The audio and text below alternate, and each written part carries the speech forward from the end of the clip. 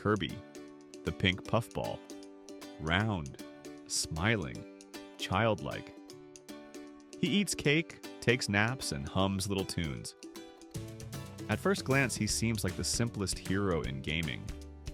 But what if I told you that Kirby's universe is one of the strangest, darkest, and most psychologically revealing in all of video games? Because behind the bright colors lies a quiet tension. Dreamland is cute, but it's also fragile. Kirby is innocent, but his enemies are godlike. And the way Kirby survives tells us something profound about the human mind itself. Kirby is designed like a child. Big eyes, small body, soft features. Psychologists call this Kainshin schema, proportions that trigger our instinct to protect and nurture. We see Kirby and feel safe. But here's the paradox. Kirby is also one of the most powerful characters in Nintendo's library. He defeats cosmic abominations, corrupt kings, living nightmares. The message is subtle but clear. Innocence is not weakness. Sometimes it's the purest, most unstoppable form of resilience. Kirby's signature move isn't a sword or a gun. It's the inhale. He doesn't destroy his enemies from afar. He takes them in. He absorbs their essence. He makes their power his own. In psychology, this mirrors two processes. Assimilation, the way children learn by taking in and imitating what they encounter. Introjection, the unconscious adoption of traits from others, often as a survival strategy. Kirby's very existence is about metabolizing the world. He consumes chaos and turns it into something usable. But there's an eerie undertone here. Because if you define yourself only by what you swallow, who are you when you're not copying anyone? The first Kirby games taught us something strange. Even dreams can be corrupted. In Kirby's adventure, nightmare infects the fountain of dreams, turning a symbol of rest into a weapon against the world. Think about that. The place meant to protect you when you're most vulnerable, sleep, becomes dangerous. Psychologically, this is the fear of the safe base collapsing. When the very thing that should heal you is invaded, you learn to live on guard. And Kirby's role?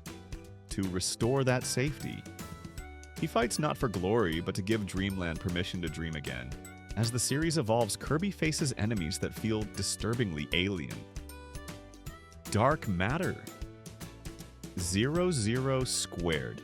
These aren't goofy rivals. They're floating eyes that cry blood when wounded. They're angelic forms twisted into grotesque symbols. Why this imagery in a game about a pink puffball? Because Kirby thrives on contrast. The cuter the world, the darker the shadows can be. In psychology, we know contrast heightens emotion. Joy feels stronger when placed next to fear. Safety feels deeper when danger is close by. Kirby games balance on that knife's edge. If Kirby represents innocence, his enemies represent the loss of it. Not all threats wear monstrous faces. Some wear smiles. Take Magalore in Return to Dreamland, a friendly stranger who asks for help, who joins the team, until he seizes ultimate power and turns against Kirby. This isn't just a plot twist, it's a lesson in trust. Psychologists call it benign violation, when something you thought was safe suddenly isn't. The effect is jarring, because betrayal doesn't only hurt in the story, it hurts us as players. It echoes the universal fear that kindness can be exploited. By the time we reach Star Allies, the stakes explode into the cosmic. Void Termina, the destroyer of worlds. Void, a primal entity, almost like a blank canvas of creation. Here Kirby stands, not against simple monsters, but against concepts. Entropy, corruption, even godhood itself. And yet, Kirby wins. How? By harmonizing. He fuses with allies, combines powers, builds something stronger than any single force. The psychology here is profound. If Void represents chaos, Kirby represents integration. The ability to take scattered fragments and create meaning. Even in Kirby and the Forgotten Land, the theme continues. Bright malls and playgrounds sit in the ruins of a lost civilization. At the end waits Fecto Elphalus, a life form trying to merge everything into one. It's assimilation taken too far, the annihilation of individuality. Kirby's victory isn't just survival, it's a statement. True strength isn't losing yourself in the hole. It's connecting without disappearing. Despite all this, Kirby is never grim. He laughs, naps, plays. His world is filled with dancing, food, and music. This is not an accident. Psychologists recognize play as one of the most important survival tools. It lowers stress, strengthens social bonds, and makes even hardship easier to bear. Kirby shows us that you can face the darkest battles and still dance at the end of them. That play is not the opposite of seriousness. It's what makes seriousness bearable. If we step back, Kirby is more than a hero. He's an archetype. The innocent. He trusts, he smiles, he rests. He reminds us of what it means to be unafraid. The metabolizer. He takes in the world, digests it, and transforms it into strength. The balancer. He holds joy and terror in the same hand, showing us that life is always both. Kirby is simple on the outside, but psychologically, he's a mirror of how we survive the complexity of existence. Maybe that's why Kirby endures.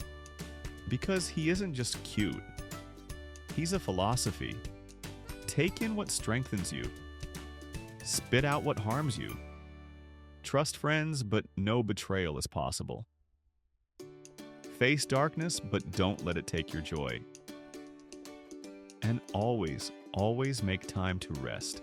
Kirby may be small, thus he may look simple, but his psychology is vast. He shows us that innocence can stand against terror, that joy can survive next to chaos, and that even in a universe of nightmares, there is always space for laughter, friendship, and rest. Kirby isn't just a game character, he's a reminder.